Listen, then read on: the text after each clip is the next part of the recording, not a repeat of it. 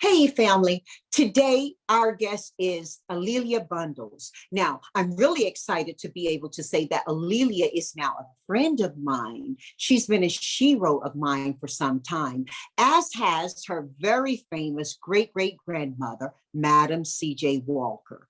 You know, A'Lelia is well known for having written the book On Her Own Ground about the life and times of Madam C.J. Walker that went to Netflix as a series and is still one of its most popular playing today. But here's the thing, A'Lelia is in her own right quite an accomplished woman.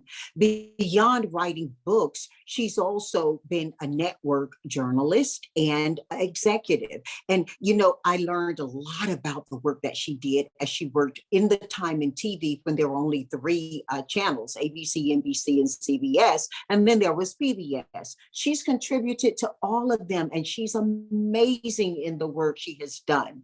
A'Lelia is a magna cum laude graduate of Harvard, and she got her journalism degree from the Columbia School of Journalism. She's continued to be a major resource for many as they can do research, among which she was a researcher for Alex Haley. We all appreciate Alex Haley's work with Roots. But you know, today, I have her here so that you can just listen and enjoy as she shares her life and her lessons. A'Lelia Bundles, my new friend.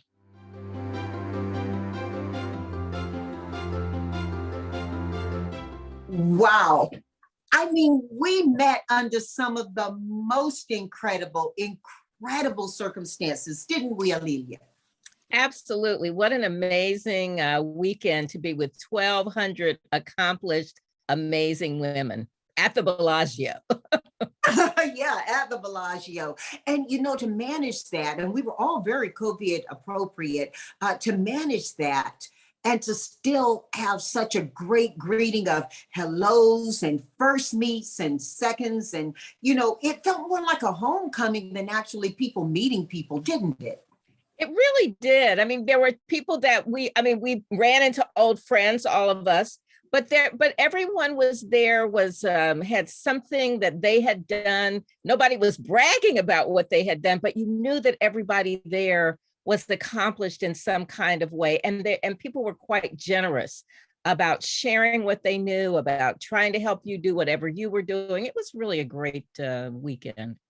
It so was. And, you know, Black Enterprise has done so much over its history. And you have a better intimate history with Black Enterprise than I do, because while I certainly have a great relationship with ownership and the team there, and I've been featured in the magazine, that's not my industry.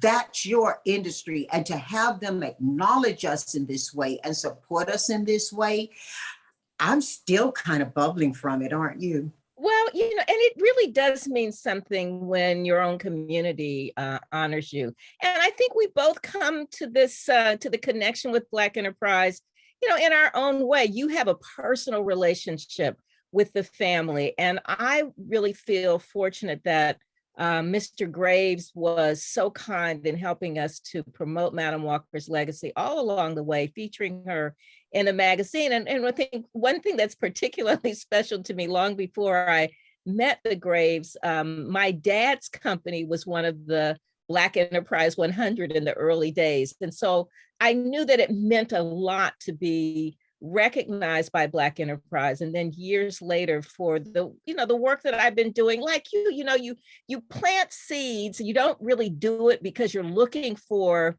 recognition. You do it because you're telling a story, or you're trying to inspire somebody. And then when those seeds blossom and they might be of use to others, that's really the icing on the cake.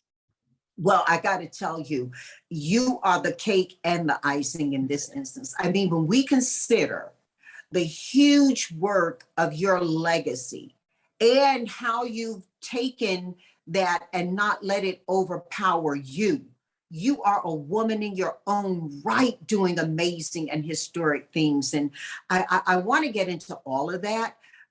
I think to platform a conversation that helps us to really understand the scope of what you've lived with, through, and for all your life, it's important for us to understand how you see your relationship with your legacy. I mean, everybody knows, who knows anything about me, that I have from early in my life cited Madam C.J. Walker as my shero. You know, when you leave the name Elretha Bryant, who is my mom, the next name you see as a shero is Madam C.J. Walker. And here you are with many people, I'm sure, bringing this to you and you accomplishing in your own right. What has it meant to you to live through and for such a legacy? So Janice, like you, my mother is the most important person for me and my inspiration and my development. And it really is because of my mother that I'm able to, approach this legacy that could be kind of overwhelming, but I'm able to approach it in a way that's comfortable for me. So when I was growing up, my mother was vice president of the Madam C.J. Walker Manufacturing Company. She went to work every day in the Walker building in Indianapolis. And sometimes I would go with her to her office and play on her typewriter and her adding machine in the days before calculators and computers. And I really just, without really understanding what was going on, you're just following along with your mom. I think back on that, and I think the example that she set for me and the way that she interacted with the ladies who worked in the office, when we would ride up the elevator with Mary, the elevator operator, they always had some kind words for each other and a little bit of gossip as well. And then we would go to the restaurant that was there. Miss Griffin, who ran the cashier, also worked in the factory. And they all seemed to like my mother. I mean, it didn't register for me that that's what was going on. But now that I look back on it, that there was a mutual respect. And then I would see that, every quarter she would be preparing for board meetings. I didn't know really what a board meeting was. But when I think about that, my mother in many ways was modeling for me what it meant to be a boss, and to be a boss who had respect and empathy for the people with whom she worked. But her area, her interest was the Walker Company. That was her family. My dad was president of Summit Laboratories, another Black hair care company. He had worked briefly for the Walker Company after my parents were married, but he was actually hired away. And my real passion was writing. And both of my parents encouraged that, rather than saying, well, you have to do what we're doing, they weren't imposing that on me. So by the time I developed my career and my expertise as a journalist, then I was being able to approach the Walker story in a way that was comfortable for me. So I just really credit my parents with letting me find my own passion. And fortunately, that passion led me back to being the person who gets to tell the story. And you bring up two things that really I want to cover right now. One of them is to know how old you were when you really realized the impact of the legacy of your family.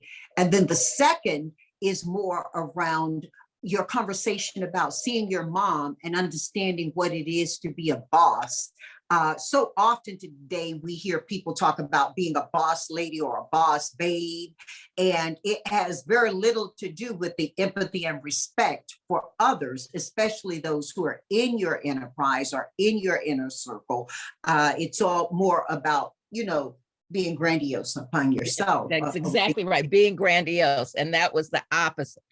But when I was growing up, the silverware that we used every day had Madam Walker's monogram, and the china that we used on special occasions had belonged to Madam Walker. We had this beautiful sterling silver punch bowl that my mother would use to make eggnog at Christmas. But those were just kind of tangible items, things that had belonged to Madam Walker and to her daughter, Alelia Walker. So that was how I was really first introduced to them. But I was following my own dreams, working on the school newspaper and, those kinds of things, having summer internships in journalism.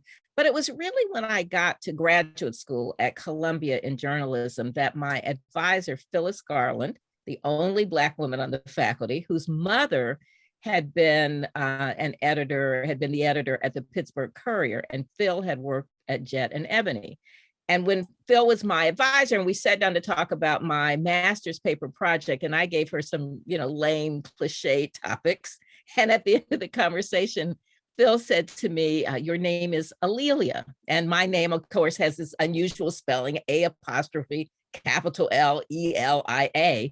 And she said, do you have any connection to Madam Walker and Alelia Walker? And I suspect Phil knew the answer to that, but I wasn't telling people that this relationship. And I said, yes, that's my family. And Phil said, that's what you're going to write about. And that was the fall of 1975. And Phil really was the person who changed my life because she recognized it. If I'd had anybody other than Phil as my advisor, I don't know that I would have written maybe years later, but that was the power of a professor and somebody validating my story. And even when I didn't understand how important it was. That's incredible. And you say, even when you didn't understand how important it was, it hits me because, I remember, and coming full circle, we were just talking about our experience with Black Enterprise and being honored there and being networked there. That's how I learned about who Madam C.J. Walker was. Many of us and many of the people who came before us who had the care that she brought to her products, and in teaching us how to be our full selves as women, working outside the home or working inside the home, whatever our path was, we could do that with the elegance, not just in how we looked, but how we groomed ourselves emotionally. She was about all of that. And so when I think about you, and I hear you say, your mom, as with my mom, were our role models. That's a lot in one circle, isn't it? In such a short time in our generations of people. And you captured so much of that. But before you captured that, and let me just applaud you for the work you're doing to not only capture the history, to share it forward, and to let it be in a way that teaches as well as entertains. I just got to applaud you for that, and we're going to talk about it. I want to go back, though, to how you went in. You followed your own path. I mean, you pursued news and journalism, and you saw that as an important profession, not just one that would be enjoyable for you. And I want you to talk about that because you had a lens to the world that was broader than a lot of little girls of color at your age at that time. I think we're really fortunate if at an early age. Alelia, is that true? No, but it's true. I mean, I think I was really fortunate that I discovered a passion at a very young age. And, and I joke sometimes and I say, I couldn't carry a tune. So it was clear that I was not going to be, the great singer. That was not happening. So that door was closed and I was okay on the clarinet. In the band, but I did not have great musical talent. But what I did love was writing. And at 8 years old, I wrote a short story about going to the moon. And this is before 1969, long before 1969. So that hadn't happened, but it was my imagination. And one of my mother's friends, who was a teacher, read the story and she sent it to a children's magazine. So at 8 years old, I had a little story published. And then when I went to junior high school, I started working for the school newspaper. And I was really fortunate that my advisor at the school newspaper entered us in contests competing with high school newspapers. And we won some of those contests. So he had really high standards. So I was learning how to be a journalist at 12 years old, even though, I didn't know what that bigger picture was. And when you think about this is in the 1960s. And at that point, women were not anchors on television or reporters on television. They weren't political reporters. At most, they might work for the women's page. But that landscape began to change in the 1960s and into the 1970s. And those doors opened up. So I knew I wanted to, be a journalist, but the landscape was so limited at that point. But by the time I graduated from college, women had sued the television networks and had sued Newsweek because young women were hired as researchers and secretaries, and young men were hired as desk assistants and assistant producers. And the young women stayed secretaries and researchers, and the young men advanced to become senior producers and executive producers. So those doors opened at exactly the right time that allowed me to take advantage of that and to have a very different kind of career than I would have had even 5 or 10 years earlier. Do you have any particular stories that you broke or that you cover that stand out for you right now? I mean, we're in such an interesting, and interesting is as polite as I can think to say it, time now with news, and with the advantage and sometimes disadvantage of technology, it's all coming at us at a rapid pace, and is being curated by responsible journalism and irresponsible people who are not journalists. What stands out for you that you were breaking back in the old days when, Leah, didn't they have a saying something similar to this? True journalists ask who, what, when, where, how, and cover that before they do anything else. Wasn't that kind of the rule of thumb? Yes, I mean, and it was, you think about when I started, this is like 1976, when I began to work for NBC. And at that point, there were 3 networks and PBS. So NBC, ABC, CBS, no cable, no internet. So it was really just the evening news was watched by almost everybody. There was the 3 anchors, and that's where Walter Cronkite was the standard. Mm-hmm. So while it wasn't perfect, and there still were not enough women and not enough people of color in positions of decision making, there was a sense of we're telling the truth, we're trying to make a difference. And network television had really been quite instrumental in the civil rights movement, because it was those network television crews who showed people being hosed and dogs attacking people in Birmingham, and what was going on during that period of time. So there was some real positive social change that was happening as a result of that lens being focused on the inequality and the racism in the South. But as time went on, I could see that there was an opportunity to tell a story, but the standard really was, we want to tell the story, we want to get it as accurate as possible. And there was less profit motive for network television news. In some ways, the owners of the networks considered their news divisions as a prestige part of the operation, and they didn't feel the pressure. They thought it was of a lost leader. But as things began to change, and as the economic model began to change, those news divisions, that's when you started seeing a lot more celebrity news, a lot more scandal. And then with the explosion of cable and that competition and the explosion of the internet and an entire disruption of the news model, things began to change. So I'm glad that I was there during the period of time when I was there, when the most important thing was getting facts on the air. And I'm glad that I'm not there now. I'm still a news junkie. I still read everything. I have way too many subscriptions, but it was a very different time. Of the stories that I covered, I think one that stands out for me really as the pivotal moment was covering Jesse Jackson's 1984 campaign. Wow. And that was really interesting. And when I worked at NBC News for about 13 and a half years and ABC for about 16 and a half years. So for a total of 30 years. But one of the things that sort of your career path in network television news, you work in New York, you work your way up, or you work in one of the bureaus. I worked in the Houston bureau, the Atlanta bureau, and you cover, grain elevator explosions and hurricanes and those kinds of things. Just you're always on call. At that point, it was a beeper before we had cell phones. But you're just kind of what they would call a fireman. You go to whatever is going on. But one of the ways that you move up in your career is to cover a political campaign, to cover a presidential campaign. And I got that opportunity in 1984.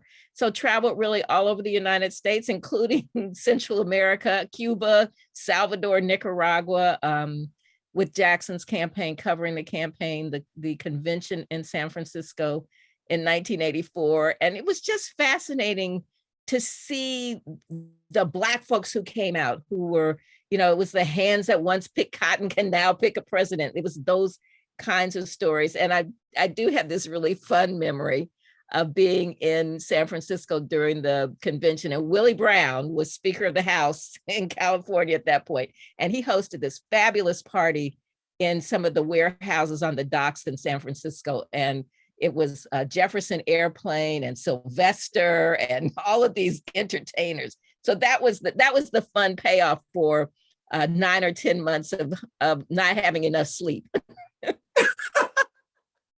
I think whether you were delivering the news or watching it, you weren't sleeping a lot during that particular campaign season. Everybody was glued to what was going on. And even those who didn't consider Jesse Jackson a serious presidential candidate certainly were paying attention to what he was saying and learning a lot about how to look at the process. A lot happened during that time, didn't it? A lot happened during that time. And, you look back on it, he was really, dismissed by a lot of the usual political pundits, but he won a lot of delegates, and he forced a lot of the issues, forced people to think about a lot of the issues that they wouldn't have thought about. And, certainly income inequality. He focused on people who were working 2 and 3 jobs and not making enough money. That's still a problem. He focused on LGBT rights. Obviously, he focused on African Americans, but it really was a rainbow coalition. He was really showing the power of bringing people together. And his standing up for LGBT and now Q rights was quite an unusual thing for a politician who considered themselves seriously in the run at the national level to do at that time. It didn't even appear as part of the questions or the interview process when debates were occurring. Yet he did stand up for that, didn't he? Absolutely, absolutely. Well, when you talk about politics, your mom was very active at the local and state level as well. Can you talk about that a little bit, and especially the impact it had on you? Certainly was, my mom was one of the people who was at the polls, a poll watcher. And I knew that she was doing that. And I keep saying that I'm going to do that because I know how important it is, and I can never get my schedule together. But she was very serious about playing that role. She would host fundraisers for people who were running for political office. And she was, on the PTA, then on the school board, though she really only was able to serve for a short period of time on the school board. She was diagnosed with lung cancer, and so she really only attended a few meetings.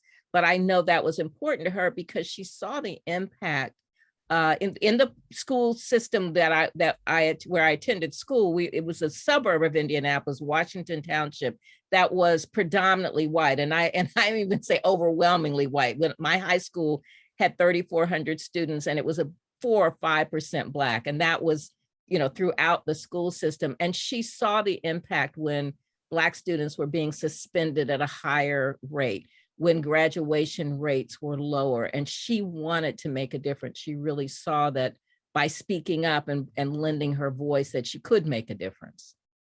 Well, you think about how you saw your mom's impact at the political level, and then your impact and many others journalistically in the news and media, blending those, how do you think we're doing right now? Janice, I'm shaking my head because we are in a really, really difficult moment.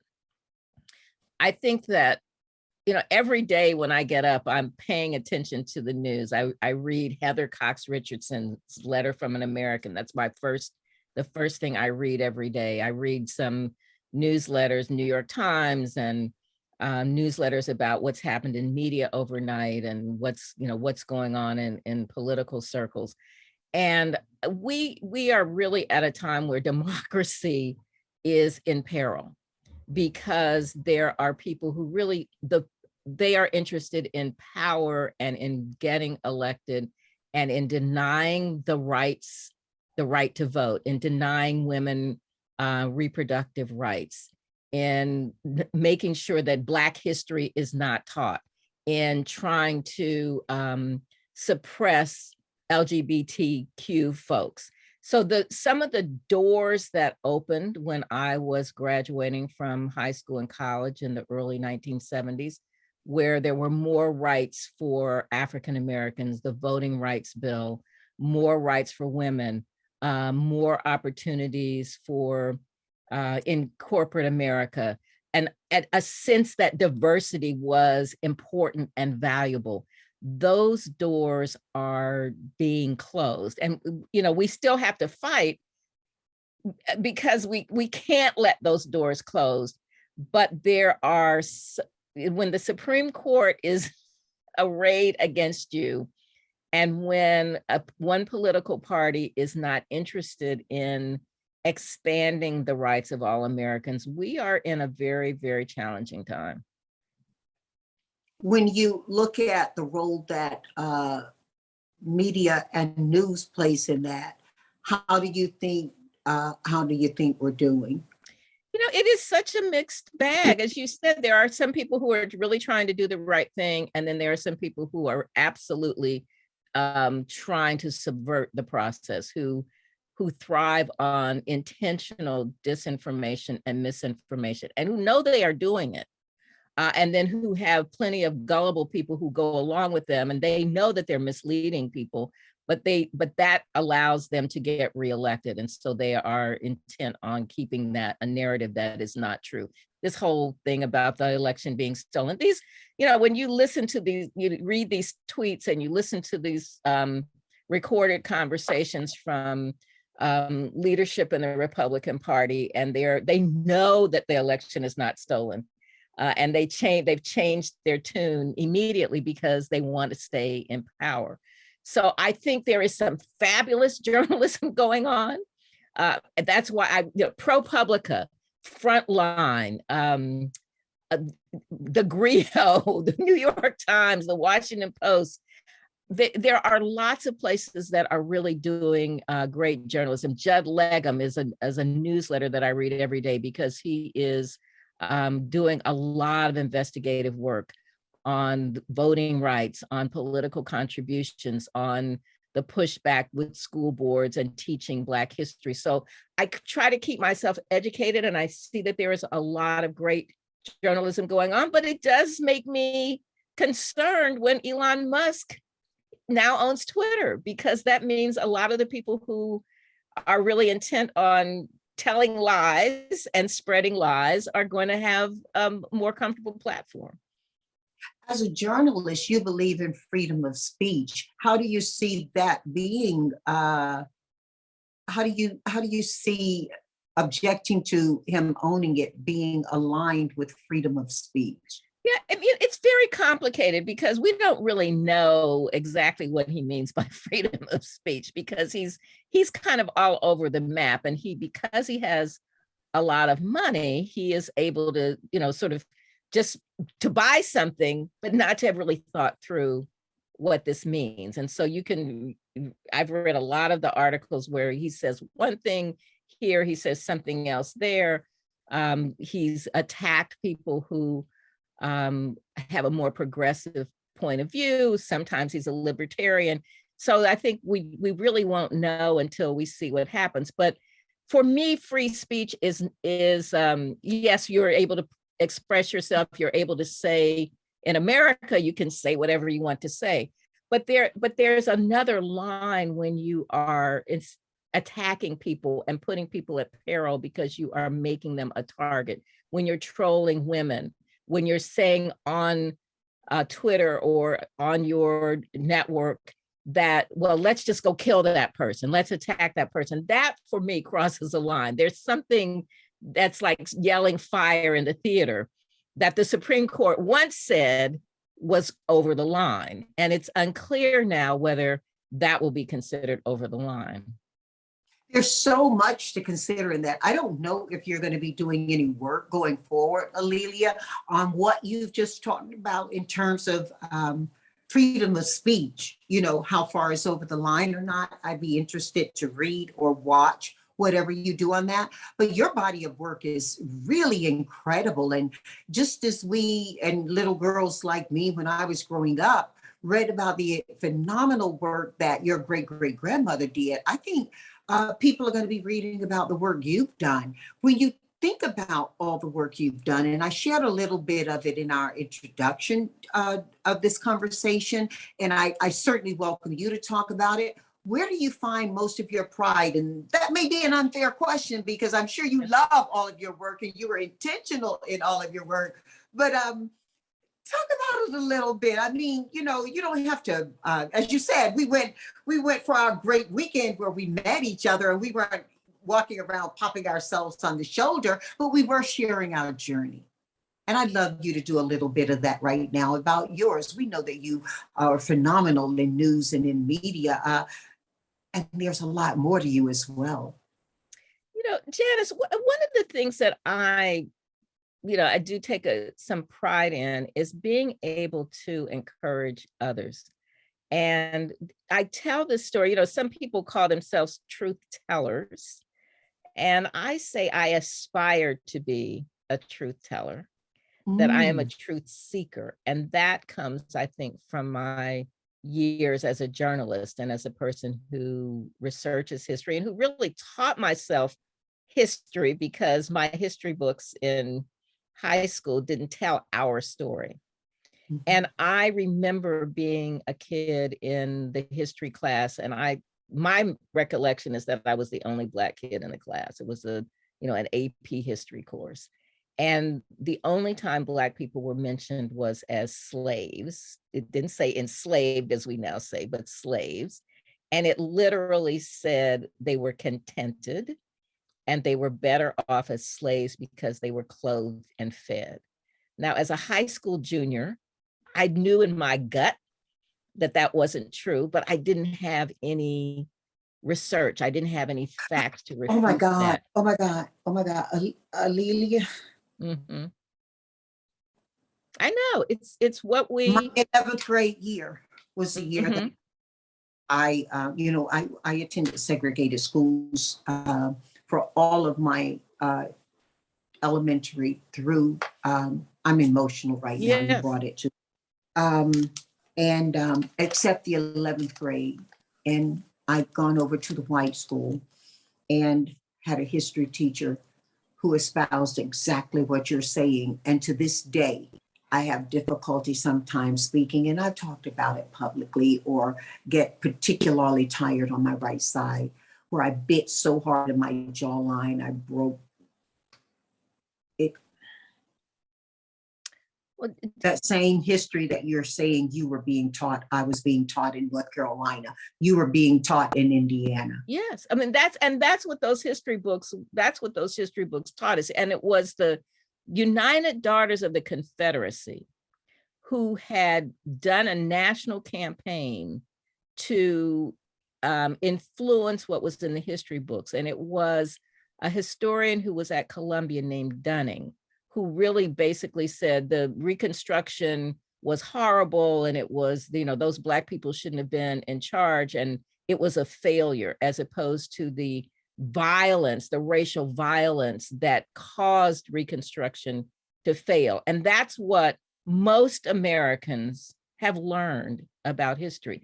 And that's why what's going on right now with this pushback on not teaching anything about race and not teaching anything about what slavery was really about, that's why it's so dangerous, because yet another 50 years will go by and people will be learning these lies, and they'll be learning this framing that there was really no racism in America and that slavery wasn't really that bad. But the reaction that you're talking about, mine was, I still have kind of get a pit in my stomach. You know how you feel that that tightening, that heat that you get. I still, when I think about that moment, being in that class and knowing that everybody was looking at me, oh yeah, well, you're just a little Negro girl, and so that must be what your people think, and that's what your people are like, and you must have been happy, and so we don't have to really worry about it because you were happy. And then, but what I didn't have, and I mean, that's for me why telling the stories are so important, that I write the books I wish had been written for me, and that I do not want another generation of kids, young people, to not have this ammunition and this armor that we need to be able to fight back. Nobody was talking about Frederick Douglass or Harriet Tubman, or even the people in my own family who were soldiers in the Revolutionary War, who were free people of color in North Carolina, or the people who were industrious, who were doing something that made their lives better. Being burned. Yes. Instead, prosperous communities were being burned. Prosperous communities were being burned. And that's, I mean, that's why I do what I do, and with such intensity, because I want the facts to be available. And, you know, and I think about part of the reason Madam Walker's story is so important to me is that she, you know, yes, she was born on a cotton plantation. She was uneducated, and she, you know, created a business. But the thing that's most important to me is that she created a business that allowed women to be economically independent. That, and she realized, yes, their hair care products, they wanted hair care products, and that was good. But what they needed was education, and what they needed was financial freedom, so that they didn't have to work for somebody else. And, you know, and Janice, that's why I can say to you that you are a modern day Madam Walker, because what you have done is to show people how they can create a life of economic opportunity, to create opportunities for other people. That's, for me, the payoff in telling the story. You overwhelm me. Oh, wow. Oh, you don't know. You don't know how big that was and is for me to hear you say that. Composing myself. Alelia, when you did the work to bring Madam C.J. Walker's life to movie, several women spoke about you while we were at the Bellagio. And again, as you reminded us, these were quite prominent and achieved women themselves who were there. In speaking about you, common theme I heard was that you brought honesty to the movie. You didn't try to sugarcoat what was already a sweet story, and you brought honesty to the movie. It, on hindsight, when I watched the series, I was thinking in terms of the enormity of me being able to see played out on the screen the life of a woman I had so admired. And so I didn't bring any particular critique to it, so much as just my enjoyment of being able to see it. Retrospectively, and in particular after those conversations at the Bellagio where, oh, that's her, wow, and then that common theme of, you know, you were just so interested. Maybe you approached it differently. Maybe you approached it more from, let's keep history accurate, and let's make sure her story is history. Yeah, you know, it was the Netflix series is a complicated topic for me. You know, it was very entertaining. Octavia Spencer was great, you know, and whenever I would see her in scenes and she just sort of filled up the screen, for me, she embodied the dignity of Madam Walker. I particularly loved the scene in the marketplace where she's trying to convince women, you know, try this, here's our hair is our power, she said. You know, those things were important to me. And I think she really tried to bring that dignity to the character. But I did have some issues with it. You know, from the very beginning, when my book was optioned, I really thought that I would be included in helping to develop the storyline. And there were things that I thought were important. I really wanted to focus on Madam Walker being empowered by women, the women of her church, the women in the Black women's organizations, and then seeing a path where she moved forward and then turning around and empowering other women. For me, that's the storyline, yes. That's the narrative.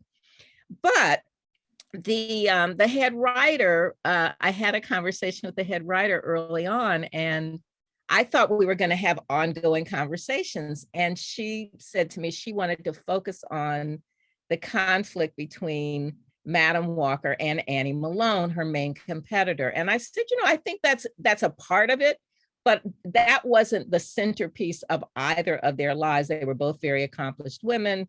They were rivals. There's no question about that, but that wouldn't be my focus.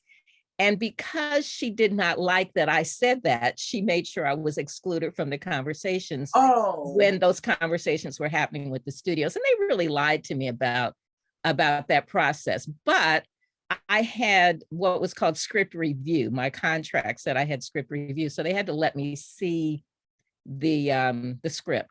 And so finally, 2 years later, when I was allowed to see the script, the opening script had Madam Walker and Annie Malone, I mean, literally physically fighting and calling each other the N word and the B word.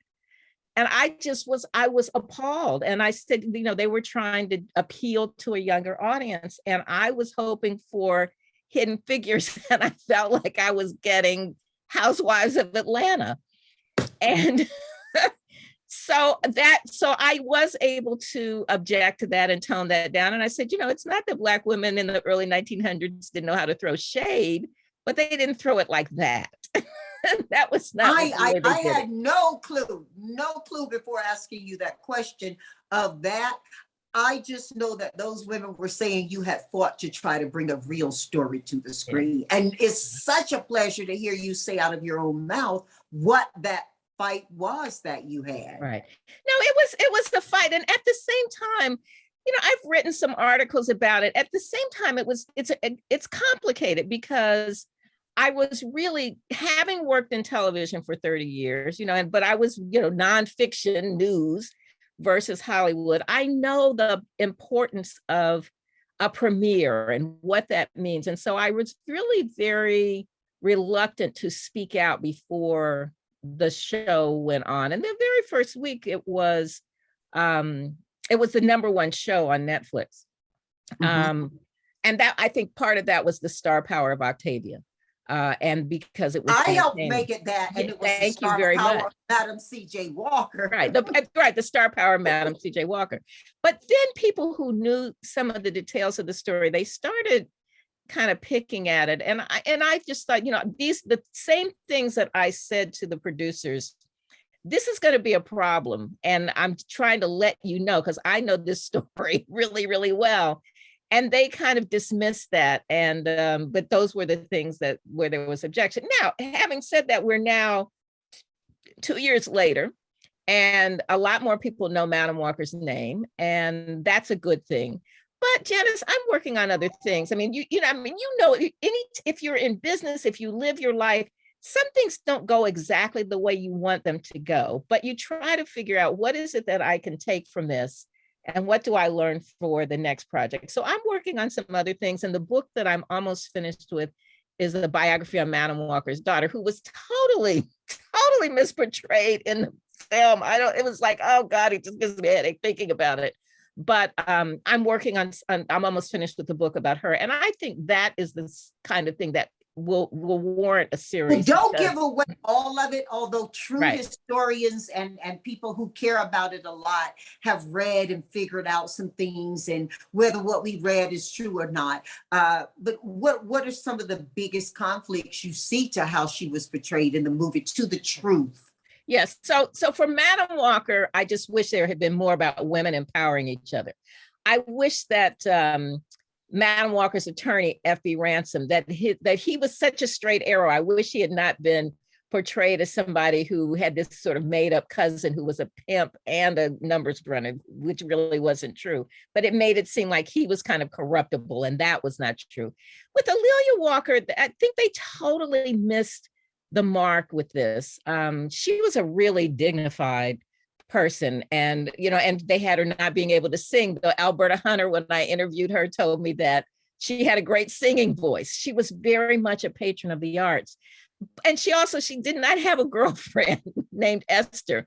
And the real story is that she and her mother had a conflict over two boyfriends, both doctors, both handsome. One was kind of a bad boy, one was a really good guy. And of course, she was more in love with the bad boy.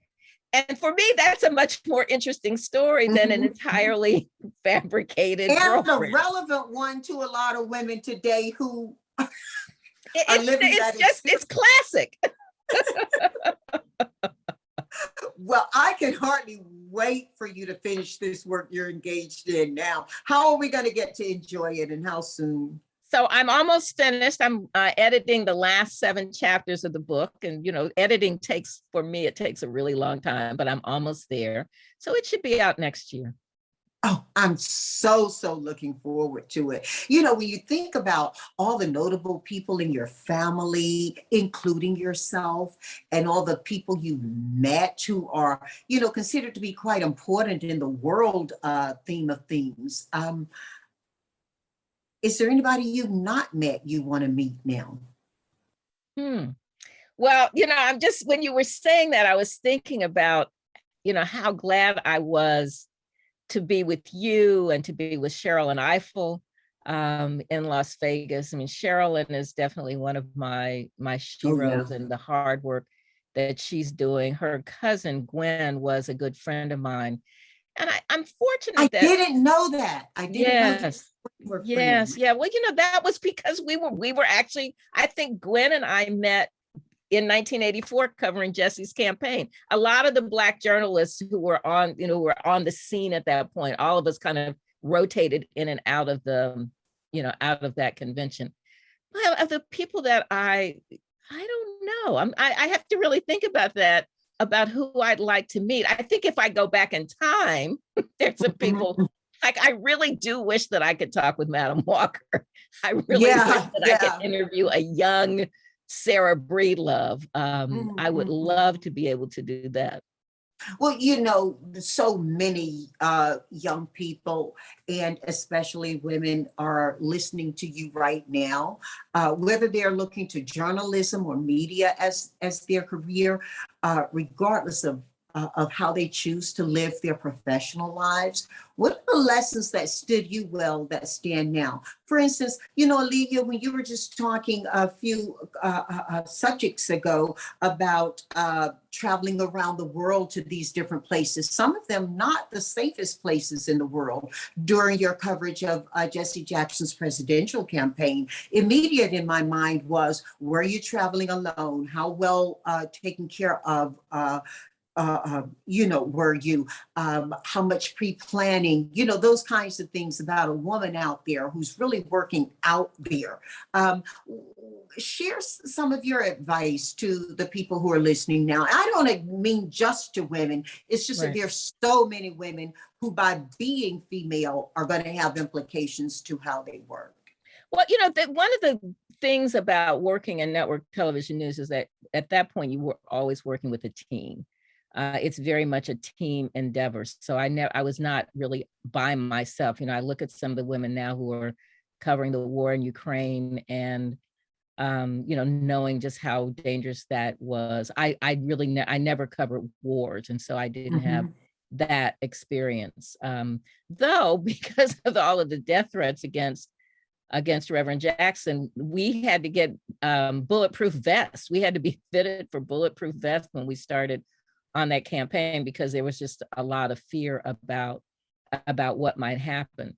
But I think for advice for young people, we were talking earlier about me watching my mom as a boss and what that means to be a boss, and it is how you empower other people and the respect that you have for the people with whom you work and who may work for you. And not being able to manage up and manage down, but really having some empathy for what people are going through. And when I look back at the bosses that I had, some who were really horrible and some who were really good. And I think about the ones who were horrible, and I thought, well, they were people who didn't really like themselves very much. And I didn't want to be like those people.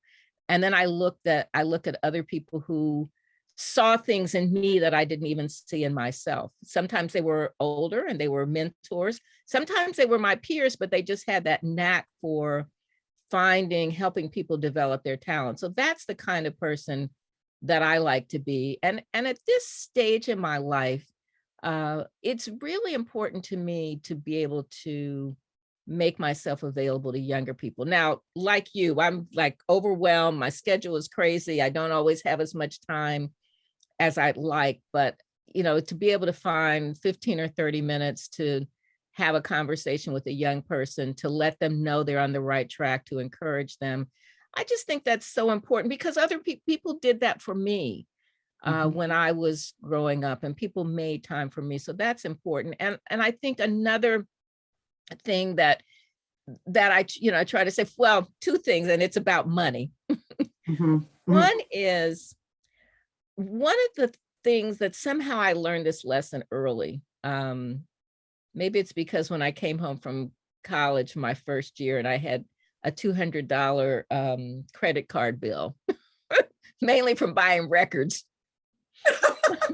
My father, then, right? Right, exactly. My father, that albums were $3.69. Yeah. My father said, before you go back to school in September, you will have paid this off. And so I learned that lesson about credit cards, about not overspending and, paying your bills on time. And that was really important to me. But that translated into what for me was kind of my escape fund. I always made sure that I had enough money in the bank that if I needed to tell somebody goodbye, and whether that was personal or professional, though I never had to do it, but I wanted that escape fund, that emergency fund that I could walk out the door if I needed to. And so that has served me well as I now approach my 70th birthday. And oh, wow, I can't even imagine that. I mean, the energy, but you know what? We have to correct ourselves as well, Aaliyah, because my impulse is to say 70, not you. On the other hand, as responsible women, we should be saying, this is what 70 is. This is what 70 is. But there's a certain amount. I don't feel like I have to do anything anymore. I don't have to prove anything.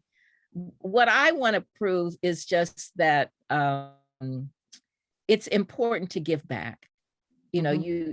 Somebody young asked me recently, they were interviewing me and they said, well, so what's next for you?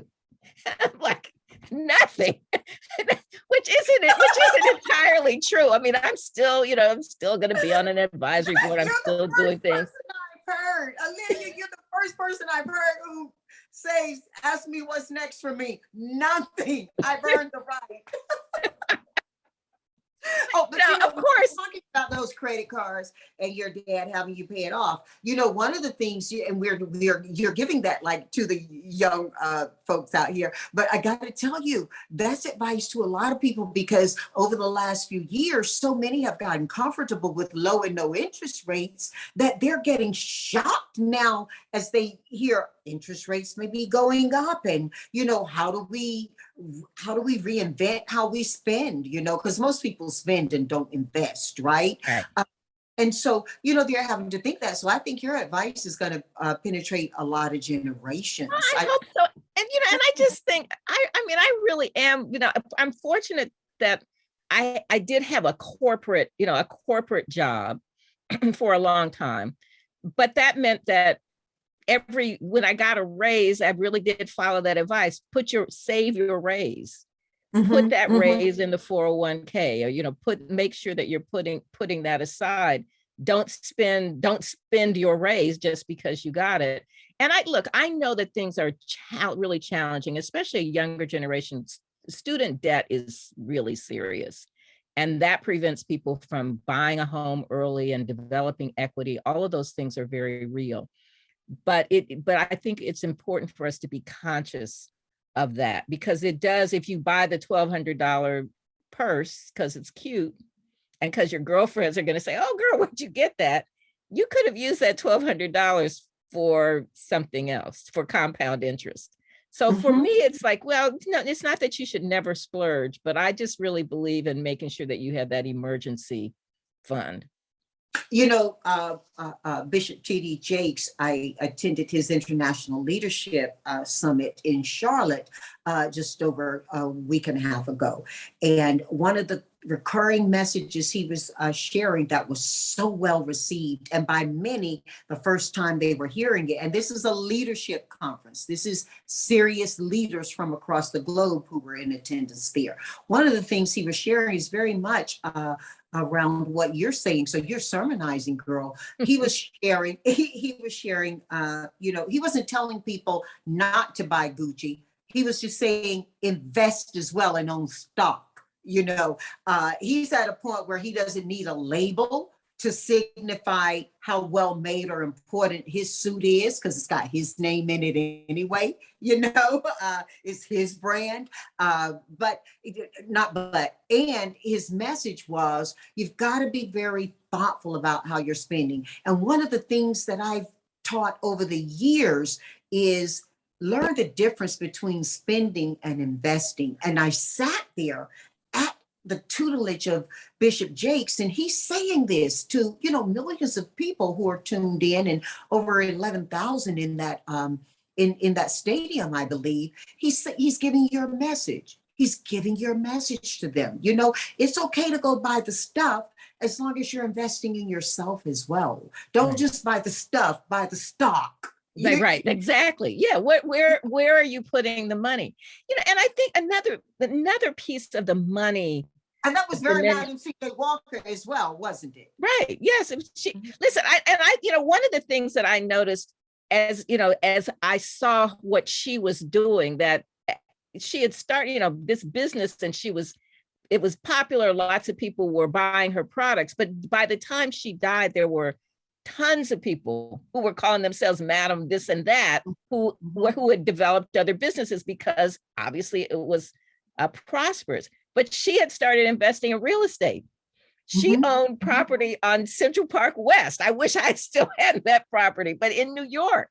She had built a mansion in Irvington, New York, the wealthiest community in America. But it was real estate that was her next move. She saw the importance of that. So that's important. And she was encouraging her employees to buy homes. All of those things were important. I will say one other thing about money and just how we, you know, how I have come to see how I spend my time. Early on in you know, at various stages in my career, when I would have a boss who wasn't necessarily in my corner or was entirely oppositional, and I was kind of stuck in my career advancement, rather than just be frustrated about that, I found myself volunteering. I found myself participating in my college alumni organizations or other organizations. And when I was stuck in my career, I was developing leadership in other organizations. Those things didn't pay me. In fact, they want you to give money. But over time, those leadership skills served me well and translated to my career. And so one thing I do try to encourage young people is to, you know, be in an organization. You might, if there's something that a professional organization that you want to be a part of, maybe you can't afford the dues, but if you volunteer your time, say, hey, I'm here to help with that conference, then you meet people who then help you when you need something, who can write the recommendation, who can mentor you. Oh my goodness. You know, you have so much to teach. I could just learn at your feet all day. And I pray you give me that opportunity as soon as you're feeling good about us. Janice, listen, I want to come hang out with you and just sit in your office for a few days. Oh my, no, let's just sit in the home, girl, and hang out. But certainly the office is open to you as well. I was just thinking, so much of what you're sharing and what you're teaching with a better interviewer than me could certainly be valuable to my alma mater, North Carolina A&T State University. And I don't know how open you are to that, but Oh, absolutely. That is, I love, love, love doing that. I love speaking with young people. It's really fun for me. Well, I'm going to reach out to Chancellor and see if we can get a women's leadership series going and have you just inaugurate it. I mean, I think it would be so awesome, and you have so much to teach. We got to play 4 for 4 before we close our conversations, though. Okay. All right. So, Aaliyah, I'm going to ask you 4 questions, and you're going to give me 4 answers back. Okay. And there are no right or wrong answers. And I'm just delighted to jump into the first one, because you kind of gave us a little bit of a leaning. I don't know if it'll be that answer, so I'm not gonna feed you. I'm not gonna channel you any thought. But here's the first one, and here's the first one. You get to have anybody for dinner you want. They can be living or they can be transcendent. We're not talking about futuristic people, though. Okay, who's at your table and why? So my table. So Madam Walker, definitely. Ida B. Wells, would love to have her at the table. W.E.B. Du Bois, maybe Ada Overton Walker, who was a performer in the early 20th century. But it would be the people who are in my book. Those are the people I would love to be able to have a conversation with them, because I read what they've written or what they've said, and I'm trying to imagine what they would be like. But yeah, I can think those are 4 people. Go back to each one of them and kind of share why they are there biographically, in case somebody who's listening has been under a rock and doesn't know. No. So of course, Madam Walker, because I've spent almost 50 years writing about her and learning her, but what I don't know is the details of the first 38 years of her life, when she was on a plantation in Louisiana, when she was widowed and orphaned, and when she moved to St. Louis and was a washerwoman, and then a young member of St. Paul African Methodist Episcopal Church, where she was just a poor girl who had a good enough voice to be in the choir, and the middle-class women surrounded her, but how they helped transform her. So I would love to talk to her about that. And I know from my research about her that she and her daughter both had amazing dinner parties. Mm-hmm. And in fact, the new book opens with the 1914 dinner party that Aaliyah Walker is hosting for her mother. And she has some of the Harlem leaders at that table. James Reese Europe, who was a very famous musician, the publisher of the New York Age, the other people who were at the table. So I can imagine this dinner table, which would be like that 1914 dinner table. But first, Madam Walker. I would love to have Ida B. Wells at the table, because we know now that Ida B. Wells wasn't a journalist, and she was one of the early advocates of anti-lynching, this anti-lynching bill that's finally been passed by Congress and signed into law by the president, that she was talking about this in the 1890s, that she had friends who were lynched, and she investigated lynching. And she and Madam Walker were friends. They became friends. So I would love to have them at the table together. W.E.B. Du Bois, who had been with the NAACP, who was editor of The Crisis, who Madam Walker knew, and who, for me, when I was a freshman at Harvard, he was my intellectual hero, because I had read his book, The Souls of Black Folk, when I was a senior in high school and really searching for some way to understand race in America. And then Ada Overton Walker, who was the wife of a famous performer during the early 20th century, but she was one of the first women choreographers. She was very talented. She died at a very young age, but that culture, what African Americans were doing with music and dance and theater, I would love to be able to hear her talk about what that was like. Well, you talk about, wow, that's a dinner, first of all. And so I'm going to come and I'm going to help cook or serve so I can be there. One of the things that you talked about is your relationship to Harvard. And, I have the pleasure of being the incoming chair of the Women's Leadership Board that is housed out of the Kennedy School of Government at Harvard. I love And it. I just this morning in reading one of my morning reads as you, I read the news. At top of it was Harvard and how it's looking to adjust itself to its history along racism and slavery, Right. and Big deal. meandering around the thoughts of what that will mean. What was Harvard like for you on campus? I know that's not part of our 4 for 4, but you do Sure. provoke me to ask you that. What was your experience at Harvard? Yeah. And how do you feel about Harvard? Do they owe anything back? Yeah, well, I'm really glad to see this report, and Tamiko Nagins, who is the lead on writing about this, is the head of the Radcliffe Institute, and I'm on a board, the Schlesinger board there. So I'm really glad that Lawrence Bacow and the people who are on the committee have really undertaken this and are really examining it. And it, this $100 million amount that's been set aside, it will be interesting to see how that is Have they reached distributed out to and wrote. Well, I'm going to watch the conference on Friday.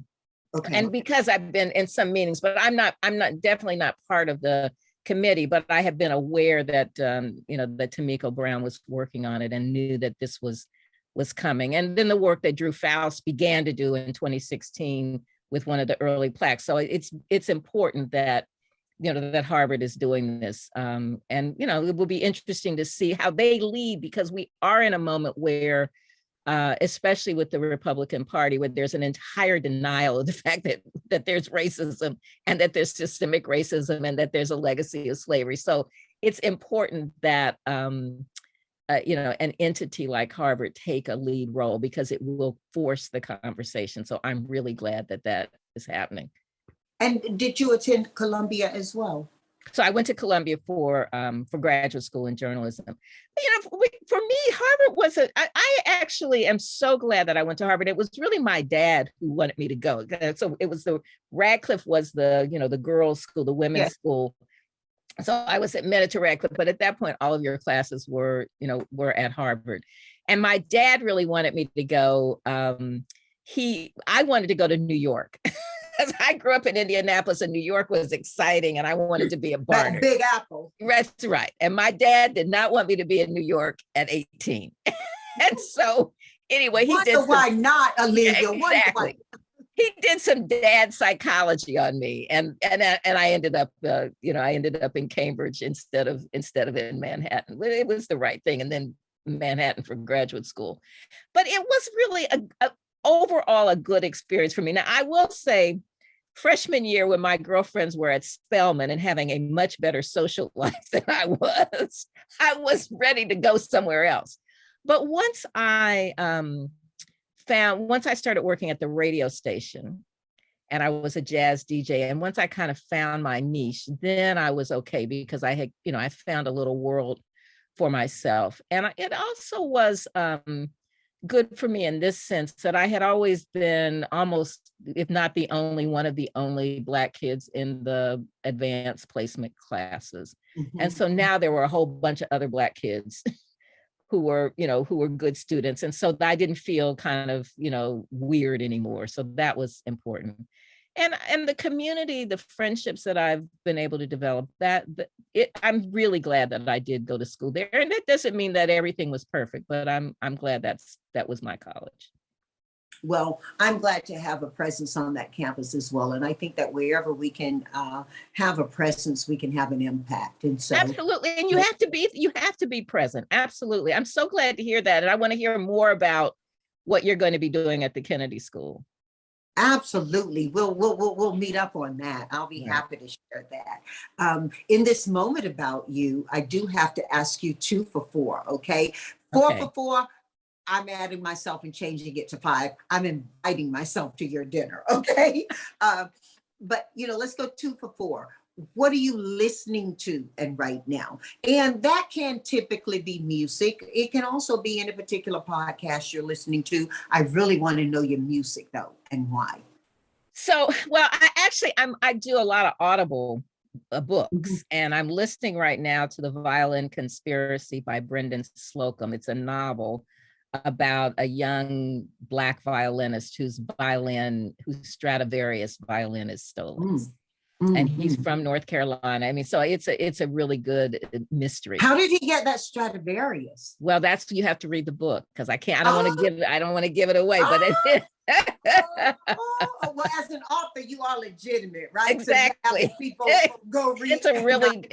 It's a good story. It's, and again, on Audible, I love Audible because I can learn. So I don't listen to as much music as I used to. You think as a jazz DJ, that's what I would be doing. But a couple of years ago, a friend of mine who has a show on the Pacifica station invited me to be a guest DJ. And I went back to my long, big wall of records. Is that the last job you did? No, this was just for like one Sunday that she invited me to do this. And so I went back to my, when I was in college, I pulled out some of my favorite things, but it was still the things that I pulled out: Miles Davis, John Coltrane, Betty Carter, Dinah Washington. Stop right there. Dinah, okay. So those are still my favorites. I'm just kind of old school in that way. Do you still listen to vinyl? I have a whole lot of vinyl, but it's, the turntable is there, but I haven't fired that turntable up in a long time. I really do on my phone. Will download whatever. I'm happy to pay that $9.99 a month so that I can load up whenever if I hear something, on NPR, I might hear some new musician and I'll download that artist and listen. So we got to keep paying into their estates as well. We got to keep doing that and keeping those alive. My daughter loves vinyl. She will buy to be supportive. She has that consciousness, but she truly loves vinyl. And so typically if she's listening for her own pleasure and I walk in, it's going to be vinyl she's playing. And I was just curious as a DJ, great. If you live there. Yes, there are a whole lot of records in my house, but I haven't played them in a long time. Let's go 3 for 4. We're talking books. What 4 books do you recommend that our family, the people who listen to this podcast are considered our family? What 4 books do you recommend our family read and why? So, All That She Carried by Taya Miles, which is about, people may remember this story, this sack that an enslaved mother gave her daughter in the 1850s when the daughter was being sold. And the sack included a handful of pecans, a braid, and a dress.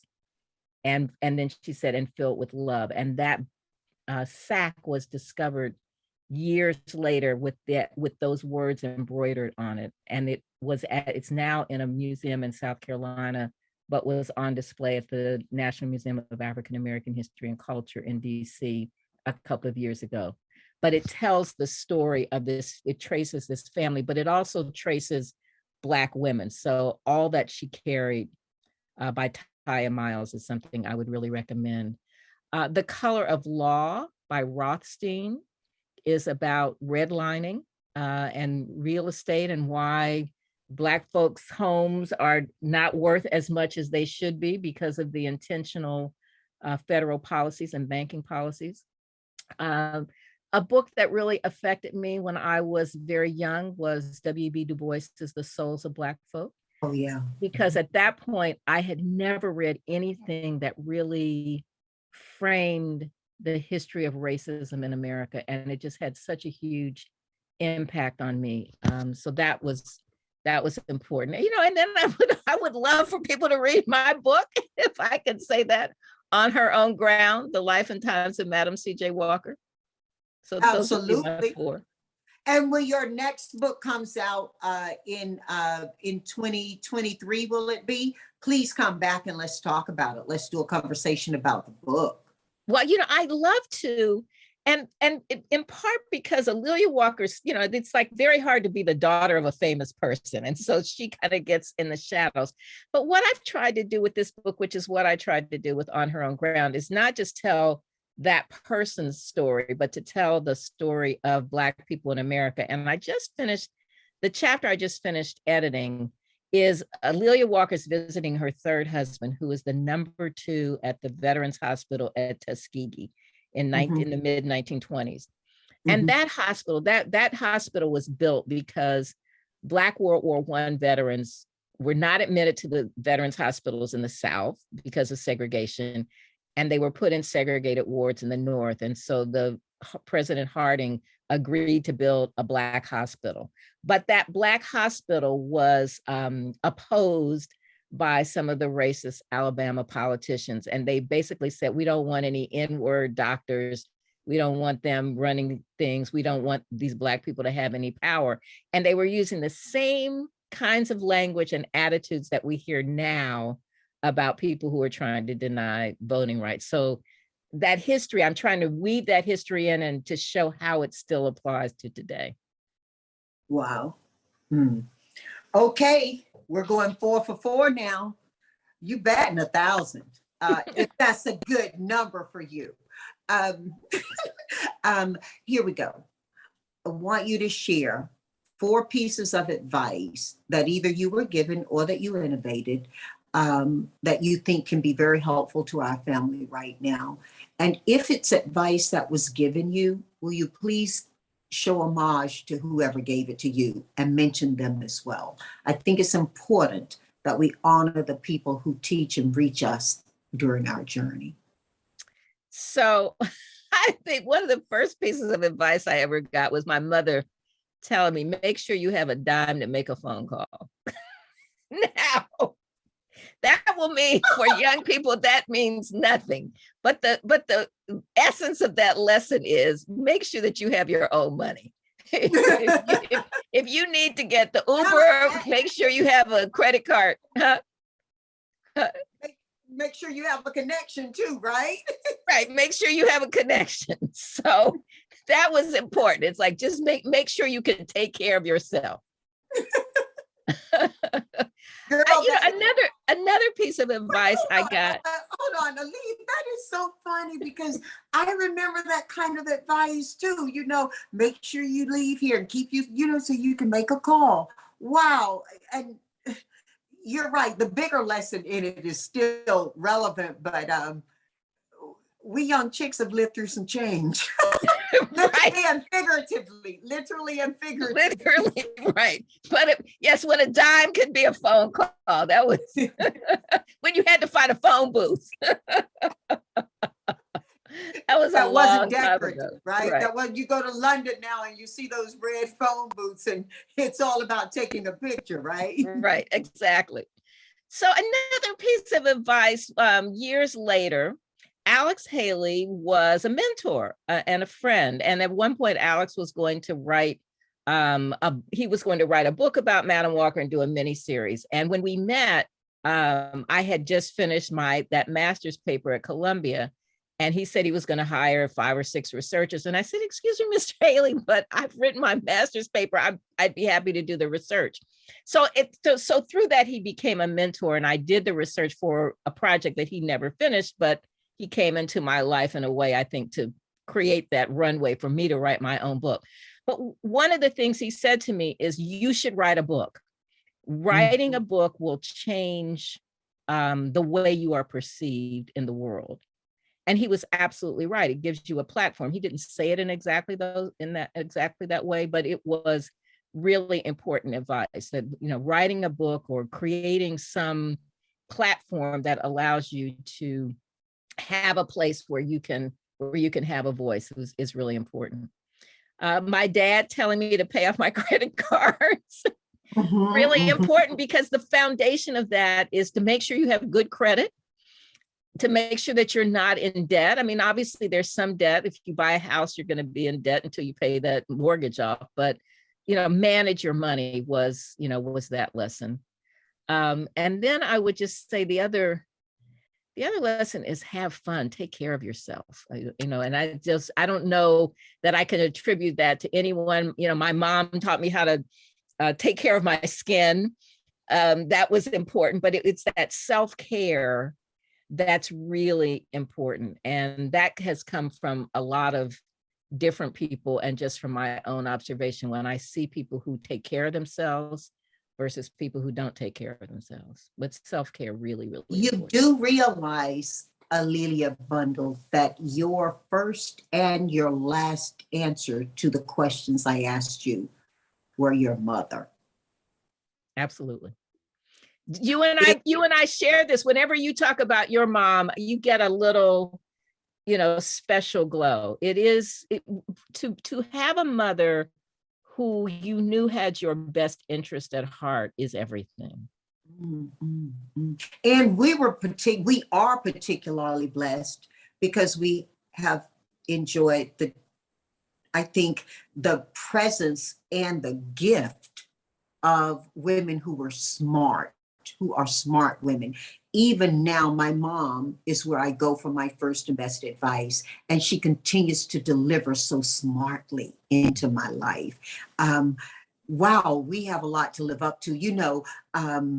Before I met you, Madam C.J. Walker was always the answer. She wrote in my life. I think our great-granddaughter is certainly a shero in my life now, and I pray a growing friend. Alelia, you are so giving when you don't have to give anything, except you feel it. You're so smart, and you could easily have as comfortable a life without ever using your brain. The list can go on and on about the paradox of how high you lift when you wouldn't have to lift a finger otherwise.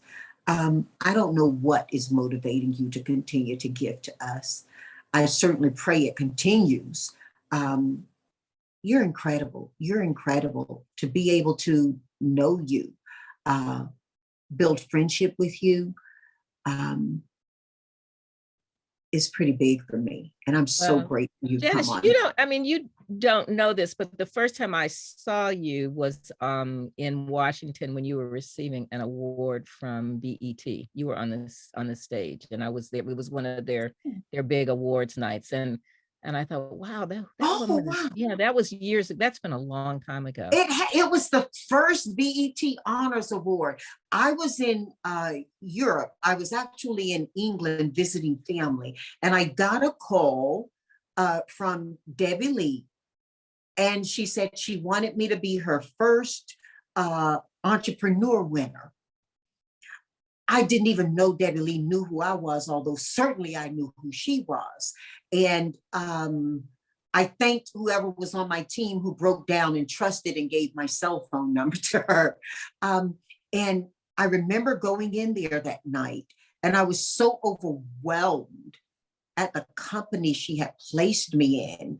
I mean, I'm there with Alicia Keys, and everybody was singing and rocking to Alicia. We still do, right? And people of that renown. It blew my mind, and you were there. Yeah, I was I was one of the people in the audience, but that's when I really first became aware of you, and so have followed you for a long time.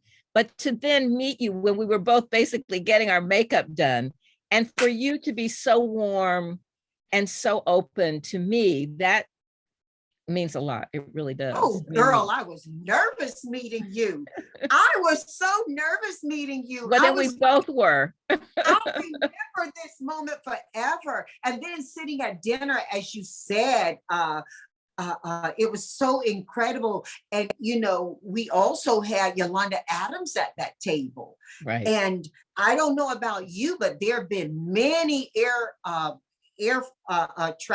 flights that I've taken that nothing but Yolanda was singing to me, getting me ready for something, getting me through something, or getting me away from something. Her songs have taken me there.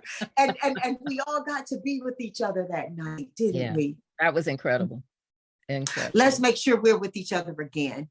Right. Well, I'm looking forward to coming to North Carolina to speaking with the students. Okay. And even if we have to start with something virtual, we can do that, but eventually something in person. Okay, I'm looking forward to it. And if we do it in person in North Carolina, we may even get to go back to my hometown of Tarboro, and we can enjoy some time at that house I got back there. Perfect. It Perfect. ain't fancy, but it's home. Wonderful. I love it. Thank you. From my heart to your home. Thank you, my new shero, Ali. Thank you very much. My pleasure.